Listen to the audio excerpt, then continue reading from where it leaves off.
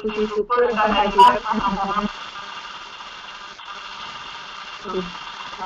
ini suaranya sama. Tolong yang baru join ya.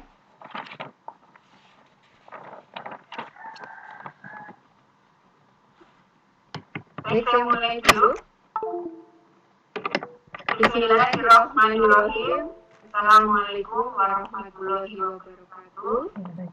Alhamdulillah, puji syukur kehadirat Allah Subhanahu wa Ta'ala yang telah memberikan nikmat, sehat dan sempat sehingga kita bisa bertemu secara daring di program Guru Mengajar untuk Nusantara atau GUMUN yang diselenggarakan oleh Aksi dan Samisano.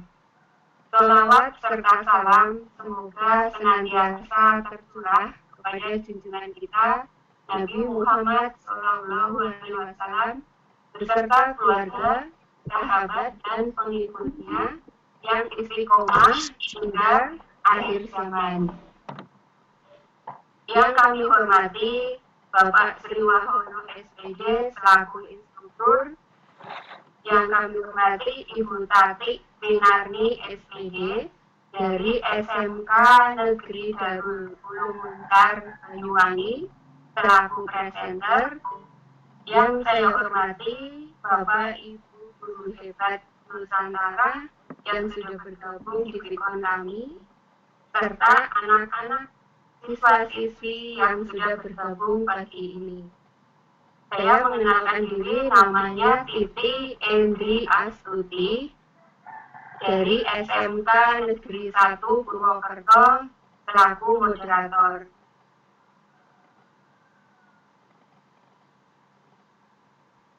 Sebelum acara dimulai, saya bacakan dulu kurikulum vitae dari Ibu Tati Pinarni.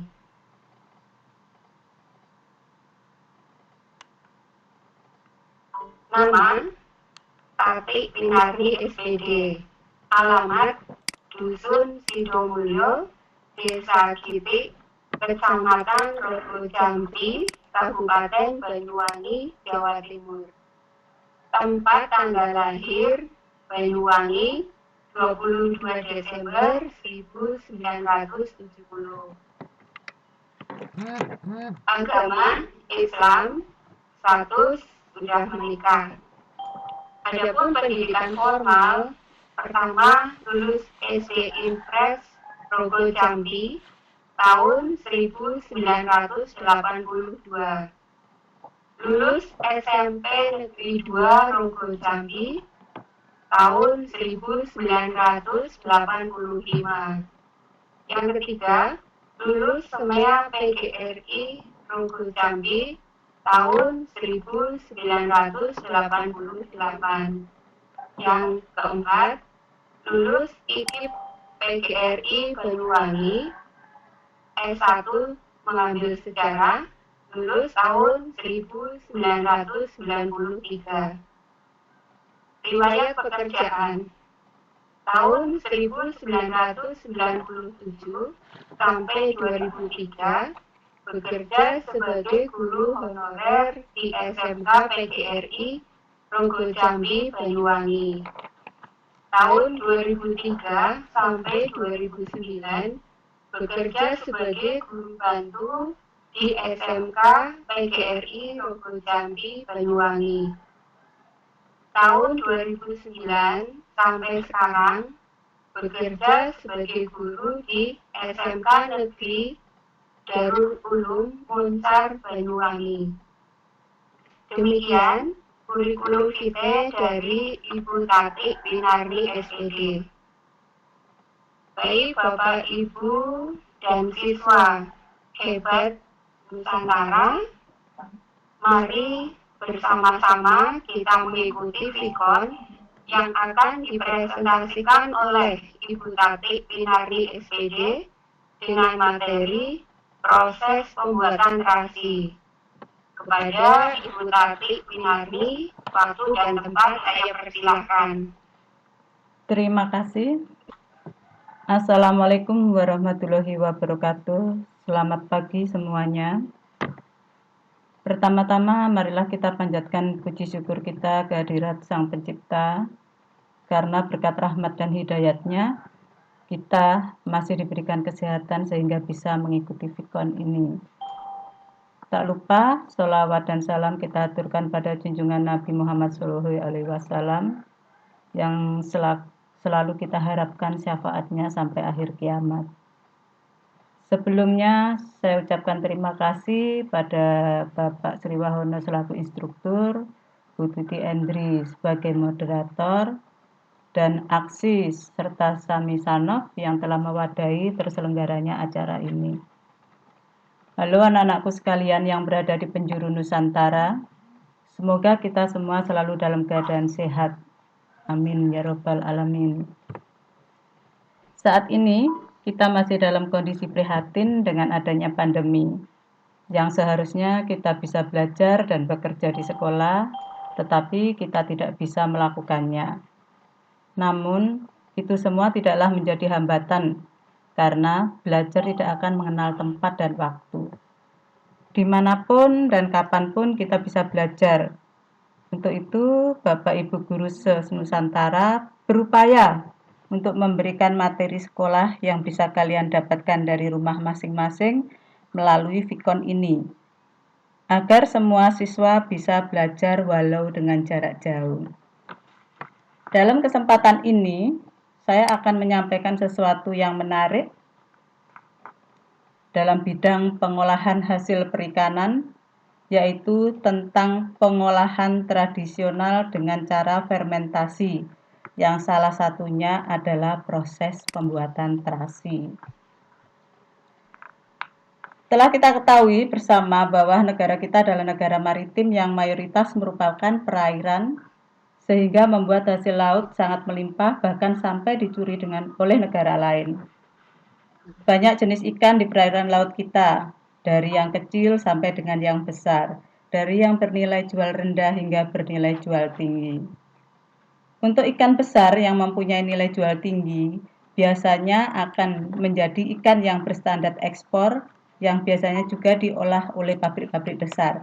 Sedangkan yang memiliki nilai jual rendah, biasanya diolah oleh industri-industri kecil dan industri tradisional yang membutuhkan peralatan dan biaya yang relatif murah. Maka dari itu saya mengambil judul pembuatan terasi karena pembuatan terasi ini merupakan olahan yang bisa dilakukan oleh industri tradisional. Baiklah, mari kita mulai pembahasannya. Terasi sudah kita kenal bahasanya barang yang tidak terlalu bernilai menurut kita tetapi sangat bermanfaat bagi masakan, terutama pada sambal. Jadi maaf, puasa saya menampilkan sambal bukan untuk menggoda iman, tapi memang ini sambal terasi yang bisa digunakan sebagai bahan baku untuk pembuatan sambal.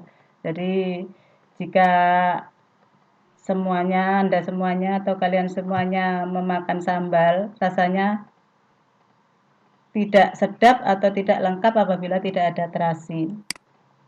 Oke.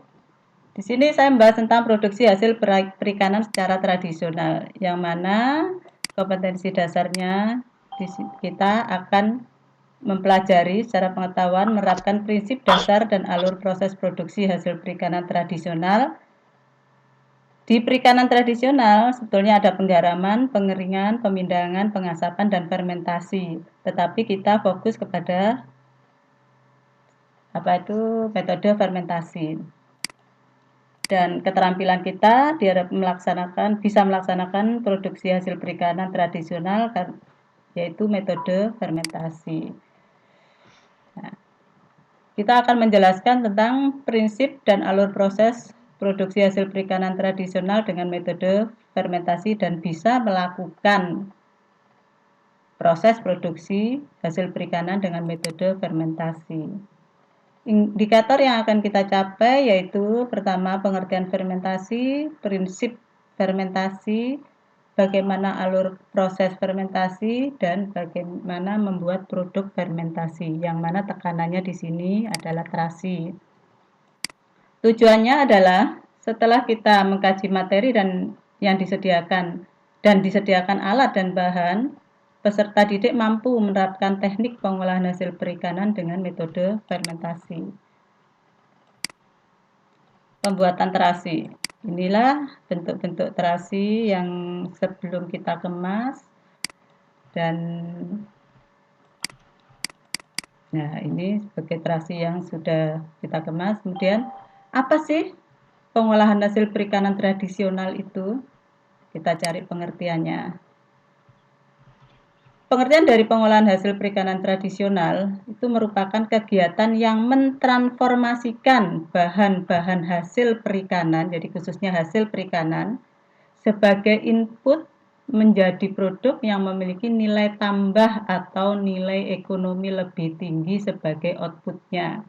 Jadi maksudnya kita mengolah bahan-bahan hasil perikanan yang memiliki nilai rendah, nilai jual rendah, kita proses menjadi barang atau produk yang mempunyai nilai ekonomi yang tinggi atau nilai jual yang tinggi. Nah, pengertian fermentasi. Apa sih fermentasi itu? Fermentasi adalah pengubahan karbohidrat menjadi alkohol dan karbon dioksida atau asam amino organik dengan menggunakan ragi, bakteri, fungi atau kombinasi dari ketiganya di bawah kondisi anaerob.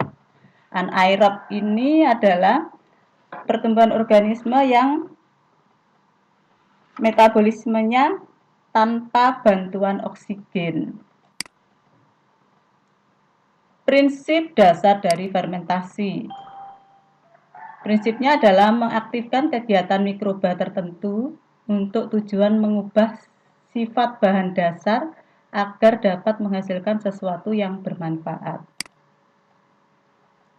Peranan mikroba dalam industri pangan yaitu mikroorganisme memfermentasi bahan pangan menghasilkan perubahan yang menguntungkan, yaitu produk-produk fermentasi yang diinginkan, dan perubahan yang merugikan itu adalah kerusakan bahan pangan. Jadi ada dua peranan mikroba, menguntungkan dan merugikan. Kalau menguntungkan itu memang diharapkan difermentasi, tapi kalau yang merugikan itu yang tidak diharapkan.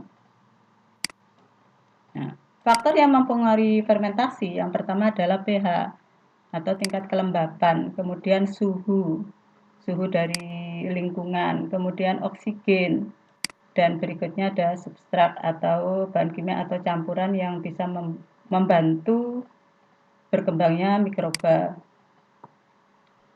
3 karakter penting mikroorganisme dalam fermentasi yaitu yang pertama, mikroorganisme harus mampu tumbuh dengan cepat dalam suatu substrat dan lingkungan yang cocok untuk memperbanyak diri. Jadi memang sengaja untuk dikembangkan di situ. Kemudian yang kedua, mikroorganisme harus memiliki kemampuan untuk mengatur ketahanan fisiologi dan memiliki enzim-enzim esensial yang mudah dan banyak supaya perubahan-perubahan kimia yang dikehendaki dapat terjadi. Dan yang ketiga adalah kondisi lingkungan yang diperlukan bagi pertumbuhan harus sesuai supaya produksinya maksimum. Perbedaan fermentasi dengan pembusukan. Jadi ada dua, tadi diterangkan ada dua peran mikroba. Jadi perannya adalah yang pertama fermentasi, yang kedua adalah pembusukan. Jadi perbedaan antara fermentasi dengan pembusukan. Yang pertama suasananya. Kalau di dalam fermentasi, suasananya memang dikontrol, dibikin, disetting. Sementara kalau dalam pembusukan tidak. Kemudian bahan pangan. Biasanya yang dilakukan fermentasi itu adalah bahan pangan, sementara yang pembusukan adalah bahan pangan atau yang lainnya yang sudah tidak kita gunakan. Yang ketiga, aromanya. Kalau fermentasi itu aromanya khas dari benda atau bahan baku yang difermentasikan. Dengan adanya fermentasi akan timbul bau yang khas, sementara di pembusukan ada bau khas tapi khas yang tidak menyenangkan atau bau busuk. Dan yang keempat, kalau di fermentasi itu adalah hal yang diharapkan, pembusukan atau hasil itu diharapkan, tetapi kalau di dalam pembusukan adalah hal yang tidak diharapkan karena memang aromanya tidak menyenangkan. Nah, kondisi lingkungan tercemar atau tidak terkontrol sehingga pertumbuhan bakteri pembusuk menjadi pesat itu merupakan hal yang tidak diharapkan dalam proses fermentasi. Sementara, agar itu tidak terjadi, maka perlu penambahan garam dan larutan asam untuk menciptakan kondisi yang diperlukan dan untuk menekan mikroba pembusuk. Macam-macam pengolahan fermentasi, yaitu ikan peda, kecap ikan, bekasam, silase, dan terasi. Produk-produk fermentasi hasil perikanan, ini bentuknya kalau peda seperti ini, yang biasa kita lihat di pasar-pasar, kemudian kecap ikan yang bisa kita lihat di supermarket, toko-toko, bekasam ini jarang kita mengetahui atau daerah-daerah tertentu yang biasanya mengkonsumsi bekasam. Kemudian silase yaitu yang biasanya digunakan untuk tambahan produk bahan makan ternak. Dan ini terasi. Nah, kita bahas satu persatu apa itu peda. Peda adalah proses fermentasi ikan yang digolongkan sebagai ikan asin basah dibiarkan setengah matang. Jadi beda dengan ikan asin. Kalau ikan asin kering, kalau ini setengah basah. Kemudian bekasam, produk fermentasi ikan rasanya asam merupakan hasil gabungan dari metode penggaraman dan fermentasi. Jadi di situ ada garam, di situ juga ada alat benda pembantu untuk pembusukan, dalam arti pembusukan di fermentasi bukan pembusukan yang sebenarnya, jadi membantu untuk melakukan fermentasi pada produk atau pada ikan. Kemudian produk dibuat dengan mencampurkan ikan, nasi, dan garam dalam wadah tertutup dan difermentasi selama 5-7 hari. Biasanya bekasam ini bisa menggunakan nasi, bisa juga menggunakan beras sangrai untuk membantu proses fermentasi. Fungsi karbohidrat sebagai sumber energi bagi mikroba yang berperan dalam proses fermentasi. Jadi fungsinya nasi sama nasi sama sangrai beras itu gunanya untuk menghidupi mikroba agar bisa tumbuh pesat. Kalau kecap asin, yaitu biasanya berwarna bening dan kekuningan sampai coklat, dan rasanya asin yang relatif dan banyak mengandung nitrogen dan mineral. Nah, pembuatan kecap ikan ini ada dua cara, yaitu dengan menggunakan bantuan enzim dari nanas atau bromelin, dan yang kedua dari enzim papaya yaitu papain. Berikutnya adalah silase, yaitu produk cair yang dibuat dari ikan tuh atau sisa-sisa industri pengolahan ikan yang dicairkan menyerupai bubur kemudian difermentasikan dan biasanya digunakan sebagai protein dalam pembuatan pakan ternak. Nah, ini merupakan produk samping dari olahan ikan. Jadi ikan yang rusak atau sisa-sisa buangan proses ikan, contohnya kepala, kemudian isi perut dan lain sebagainya yang tidak bisa diproduksi atau dibuat suatu produk, maka tidak dibuang tetapi digunakan atau diproses menjadi silase ini, sehingga menjadi barang yang mempunyai nilai jual yang lebih tinggi daripada dibuang menjadi sampah. Yang terakhir adalah terasi, merupakan produk ikan setengah basah yang dibuat dari udang atau ikan kecil yang dicampur garam kemudian difermentasi. Terasi berwarna biasanya coklat, ada yang agak abu-abu atau merah, bentuknya pasta. Jadi terasi ini ada dua macam, ada yang berasal dari ikan, ada yang berasal dari udang kecil atau rebon. Jadi ada dua. Nah, bahan baku terasi di sini tadi saya sampaikan, terasi yang berkualitas baik biasanya dibuat dari udang atau ikan. Jadi udang atau ikan, udang atau rebon dan juga ikan.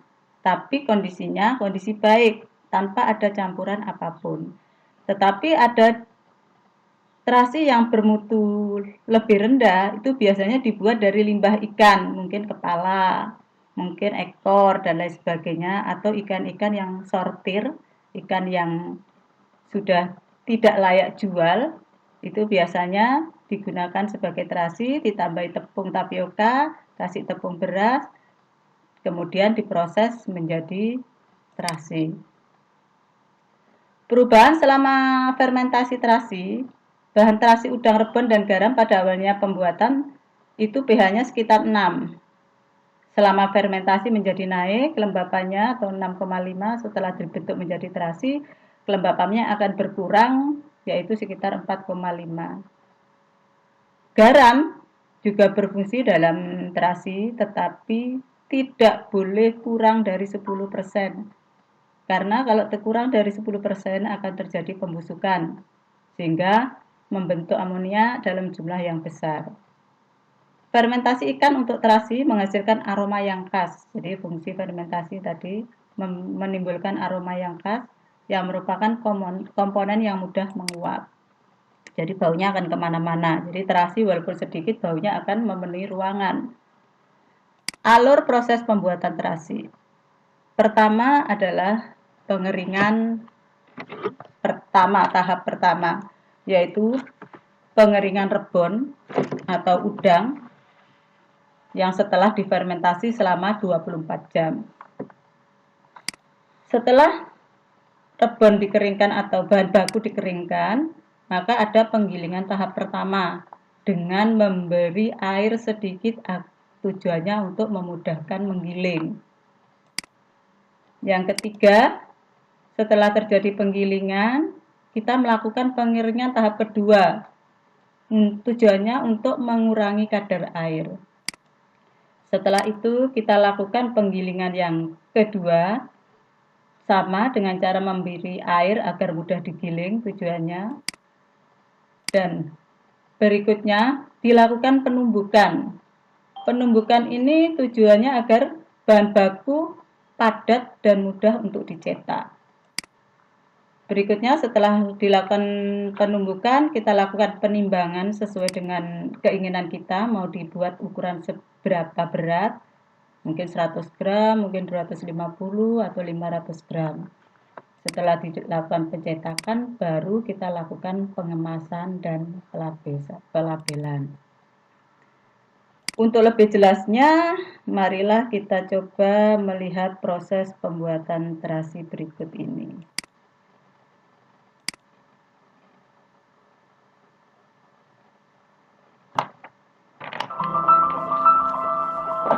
Bisakah didengar suaranya? Pada pembuatan terasi yang dilakukan adalah penjemuran atau pengeringan. Sebelum proses pengeringan, rebon atau udang kecil harus difermentasi selama 1 malam guna mendapatkan kualitas yang terbaik.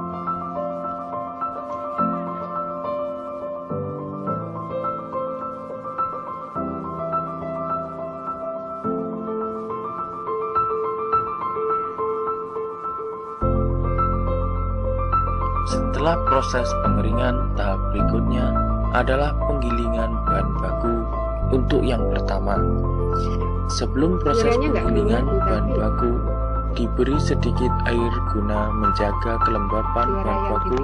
Tujuannya adalah untuk memudahkan saat proses penggilingan. Oh, lebih dengar seperti ini. Gitu.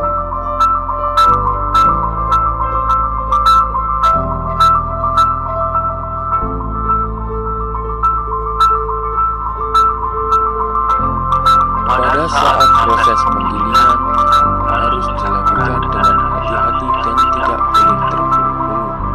Dalam memasukkan bahan baku pada mesin penggiling tidak boleh terlalu banyak. Tujuannya adalah agar hasil yang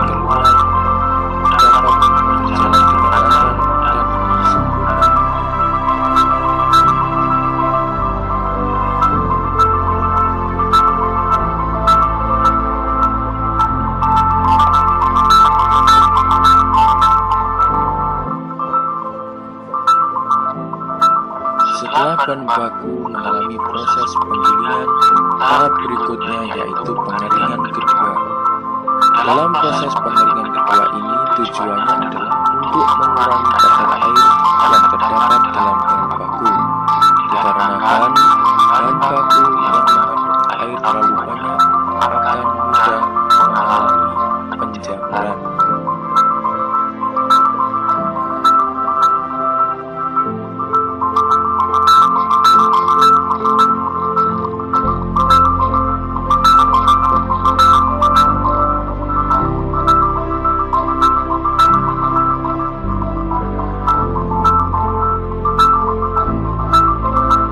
Sebelum dilakukan proses penggilingan yang kedua, bahan baku harus diberi air untuk menjaga kelembapan saat proses penggilingan. Pemberian air kepada bahan baku hanya sekedar untuk melembabkan guna memperlancar proses penggilingan saja.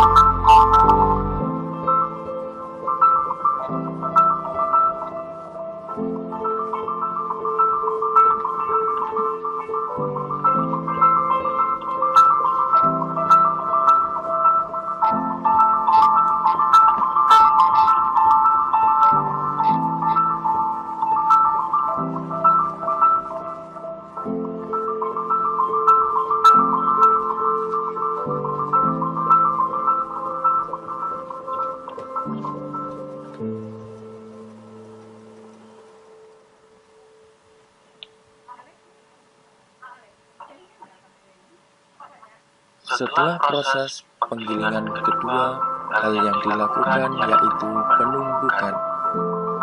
Pada proses penumbukan ini, tujuannya adalah menyatukan bahan baku agar menjadi padat dan mudah untuk dicetak.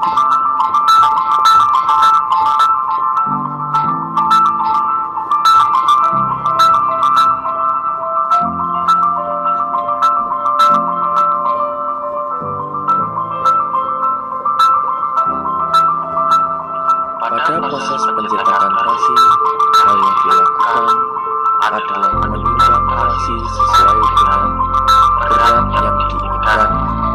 Pada proses pencetakan terasi masih menggunakan metode tradisional, yaitu dengan cara mencetak dengan memukul-mukulkan ke sebuah papan kayu.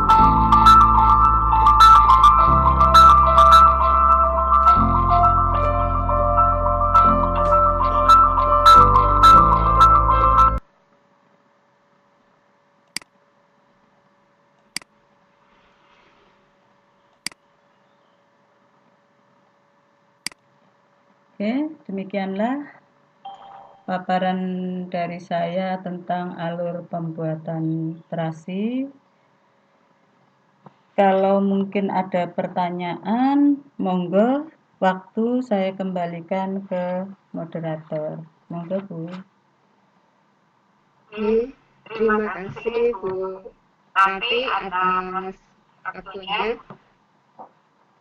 Kita sama-sama sudah mendengarkan penjelasan dari Ibu Tati mengenai proses pembuatan terasi. Dipersilahkan yang akan bertanya bisa diketikkan atau langsung. Ini Bu Tati ada pertanyaan dari Bu Rini. Oke, monggo. Pertanyaannya, terasi yang asli tidak pakai campuran ya. Untuk fermentasi bahan campurannya apa? Mohon penjelasannya Bu Tati. Oke, terima kasih Bu Rini atas pertanyaannya. Jadi tadi sudah dijelaskan bahasanya proses fermentasi itu harus ada percampuran garam kira-kira atau minimal 10% karena itu untuk menekan mikroba pembusuk. Jadi untuk menekan hidupnya mikroba pembusuk sehingga hasil fermentasi tidak menjadi barang busuk tetapi menjadi hasil yang diharapkan. Kemudian kalau untuk terasi yang bermutu tinggi tadi sudah dijelaskan bahasanya ada dua jenis mutu terasi. Jadi kalau mutu terasi yang baik memang tidak ada campuran apapun. Jadi pure isinya ikan atau udang. Tetapi kalau ikan yang terasi yang kualitasnya rendah biasanya masih dicampuri dengan tepung, yaitu tepung tapioka, dan itu pun bahannya dari limbah ikan. Saya kira demikian. Mudah-mudahan bisa diterima. Monggo yang lainnya mungkin. Ya, sebentar Bu. Bu Rini bagaimana Bu? Semoga sudah jelas ya Bu. Ini Bu, tapi ada pertanyaan lagi. Terima kasih ini Bu Endang sudah berkenan bertanya. Agar terasi awet, bagaimana cara penyimpanannya? Terasi berapa lama Bu tahannya? Apakah kedaluarsanya berapa lama? Gitu. Terima kasih. Daya simpan terasi itu tergantung kelembapan dari terasi tersebut. Jadi terasi itu tidak bisa kering, maksudnya tidak bisa diproses sampai menjadi kering. Contohnya dijemur, itu akan menjadi pecah, akan menjadi retak-retak tekstur terasinya. Jadi kita mengatur kelembapannya dengan cara ada masa inkubasi. Jadi ada masa kita mengurangi kadar air yang ada di terasi dengan cara, kalau istilah Jawa, dises. Jadi dibiarkan terbuka tetapi tidak di ruang panas.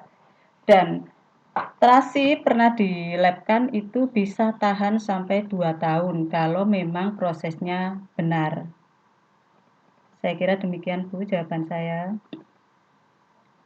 Ya, terima kasih Bu Tati.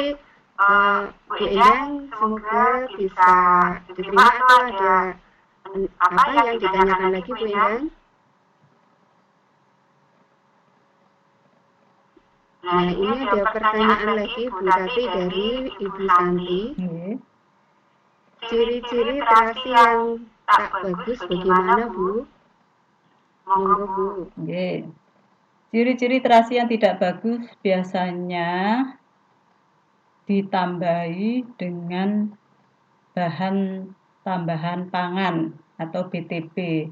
Bahan tambahan pangan itu bisa saja pewarna, bisa saja pengawet, bisa saja termasuk itu tadi kalau tepung bahan tambahan dasar sehingga membuat kuantitasnya menjadi lebih banyak. Jadi kalau asli mau jadi 1 kilo, kalau tambah tepung ya bisa menjadi 1,5 kilo atau 2 kilo. Tapi mutunya akan rendah.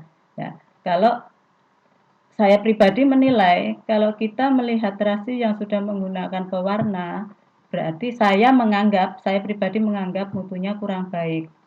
Karena dia sudah memoles terasi tersebut agar terlihat tampilannya bagus.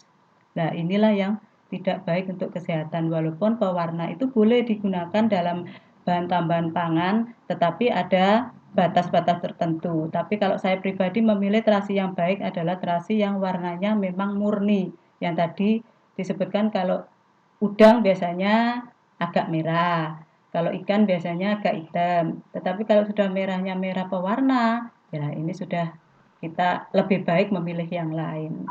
Saya kira demikian Bu. Ya, terima kasih Bu Tati. Ini ada pertanyaan lagi dari Bu Rini. Ikan apa saja yang bisa dijadikan sebagai bahan terasi? Apakah ikan air tawar bisa digunakan sebagai bahan terasi? Monggo Bu. Terima kasih. Kalau jenis ikan sebenarnya kalau ikan laut bebas mau ikan apa aja. Jadi ada 2 macam, ada yang ikan, ada yang udang. Kalau udang berarti murni udang. Kalau ikan bisa ikan sembarang. Tetapi kalau ikan air tawar, mohon maaf, ini saya belum pernah mencoba dan belum pernah tahu bisa atau tidak. Kemungkinan bisa, cuman menurut analisa saya aromanya akan berbeda. Dan tingkat ketahanannya mungkin juga berbeda karena dia hidup di air tawar, sementara kalau ikan laut yang cenderung hidup di air yang asin sehingga mempunyai daya tahan yang lebih bagus apabila digunakan suatu produk. Saya kira demikian Bu. Terima kasih. Oke. Ini Bu Rini bagaimana Bu? Adakah tambahan lagi yang mau ditanyakan Bu? Oh iya, terima kasih Bu Rini. Monggo Bapak Ibu yang berkenan bertanya bisa menuliskan di chat.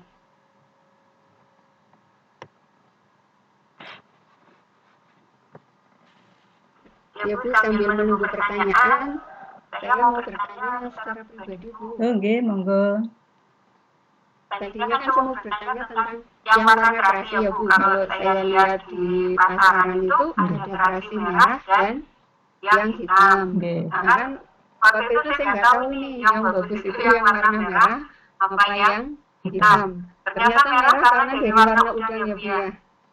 Bisa ada dua kemungkinan Bu. Ada bisa warna karena udang, ada juga warna karena pewarna. Makanya kita harus bisa benar-benar teliti melihat warna merah ini merah buatan atau merah alami. Itu. Tapi kalau rebon itu udang kecil itu Bu.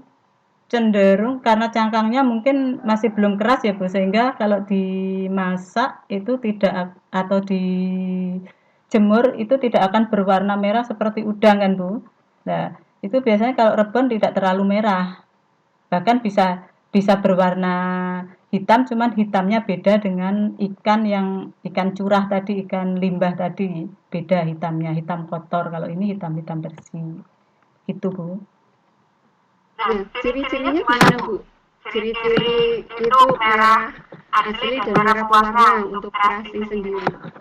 Terkadang merahnya, kalau merah pewarna itu tidak merata Bu. Saya pernah membeli terasi yang warna merah, tapi merahnya itu ada butiran-butiran merah yang menggumpal, tidak merata gitu. Pernahkah jenengan melihat waktu mengiris terasi atau permukaan terasi, merahnya itu ada bintik-bintik merah yang tidak merata, tidak sama warnanya? Ibu, maaf, saya itu untuk terasi kurang gitu, pas lihat di toko ini ada merah dan ada yang hitam. Saya jarang menggunakan Bu, jadi saya kurang begitu paham. Intinya itu tadi ternyata pewarna itu warnanya nggak rata ya Bu. Biasanya begitu, biasanya ada warna yang menggumpal biasanya. Tergantung pandai-pandainya yang memproduksi untuk mencampurkan Bu. Tapi terlihat kalau warna asli dengan warna tambahan itu pasti terlihat. Oke. Bu, ini sepertinya sudah tidak ada pertanyaan lagi. Mungkin sudah paham apa yang dijelaskan oleh Bu Tati. Nah, gimana Bu? Roomnya mau diakhiri atau itu kesimpulannya dulu? Terbun. Baiklah, kalau memang sudah tidak ada pertanyaan lagi, akan saya simpulkan dari materi hari ini, yaitu kesimpulannya adalah negara kita ini adalah negara maritim yang hasil lautnya melimpah. Di saat hasil laut melimpah, nilai jual ikan akan menurun. Nah, kesempatan ini bisa kita manfaatkan dengan mengolah hasil ikan tersebut secara tradisional menjadi produk yang memiliki nilai jual lebih tinggi. Dengan cara apa? Bisa ada beberapa cara, yaitu pengeringan, pengasapan, penggaraman, pemindangan, dan fermentasi. Banyak produk fermentasi hasil laut, salah satunya adalah terasi. Saya kira demikian materi hari ini. Kurang lebihnya saya mohon maaf dan terima kasih atas partisipasinya. Semoga materi ini bermanfaat. Ya, semoga materi ini bermanfaat untuk teman-teman, untuk anak-anakku sekalian. Saya mengucapkan terima kasih. Saya akhiri, wassalamualaikum warahmatullahi wabarakatuh. Waktu saya kembalikan ke moderator. Monggo. Jadi Bu, ini maaf ini ternyata Bu Endang baru ngecat lagi Bu. Ini nggak apa-apa ini Bapak Ibu sudah ditutup. Ini Bu Endang mungkin nanti Ibu bisa menjelaskan secara japri. Oke. Ini ditanya terasi sebaiknya dibungkus plastik, daun, apa kertas, seperti itu pertanyaannya. Atau bisa dijawab sekarang, Bu? Monggo. Oke, boleh nggih, Man. Jadi pembungkusan banyak macam, ada yang menggunakan pembungkusan secara tradisional seperti contohnya menggunakan daun, bisa. Kemudian kalau yang modern kita menggunakan kertas dan menggunakan plastik. Tapi sebaiknya memang kita menggunakan kertas. Kalau secara modern kita sebaiknya menggunakan kertas. Tetapi karena kita menjual dengan jarak jauh, kemudian kita tahu sendiri terasi itu juga baunya menyengat, maka pengemasan sekundernya atau pengemasan keduanya kita menggunakan plastik. Tujuannya untuk menjaga bau itu jangan mengganggu orang lain. Tetapi setelah kita di rumah, sebaiknya kita buka atau kita isis atau kita tutup, kita bungkus dengan daun atau bisa dengan kertas. Saya kira demikian, Bu. Mudah-mudahan bisa bermanfaat. Oke, Bu. Terima kasih. Baik, Bapak Ibu serta siswa-siswa hebat Nusantara yang sudah bergabung dan yang masih bergabung. Alhamdulillah, Vikon Guru mengajar untuk Nusantara pagi ini dengan materi proses pembuatan terasi yang sudah disampaikan oleh Ibu Tati Winarni SPD dapat terlaksana dengan baik, walaupun masih ada beberapa kendala teknis. Terima kasih atas waktu dan perhatiannya. Mohon maaf yang seikhlas-ikhlasnya apabila dalam penyampaian Vikon kelompok kami masih terdapat banyak kekurangannya. Akhir kata, wabillahi taufiq wal hidayah. Wassalamualaikum warahmatullahi wabarakatuh. Waalaikumsalam warahmatullahi wabarakatuh.